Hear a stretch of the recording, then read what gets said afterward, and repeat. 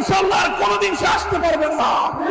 আসতে হলে 2000 বিপ্লবী জুলাই আগস্ট বিপ্লবের শহীদদের রক্তের দাম চুকিয়ে আসতে হবে। এদেশে আসতে হলে শাপলা চত্বরের সকল শহীদদের রক্তের বিনিময় দিয়ে আসতে হবে। এই দেশে আসতে হলে 2021 সালের মোদী বিরোধী আন্দোলনে হেফাজতে ইসলামের 25 জন বীর শহীদের রক্তের দাম দিয়ে আসতে হবে। এ রক্তের দাম যেহেতু তুমি দিতে পারবা না, এদেশের মাটি ওলামায়ে কেরামের মাটি, ইসলামের মাটি, বাংলার মাটিতে আর তোমার ঠাঁই হবে না।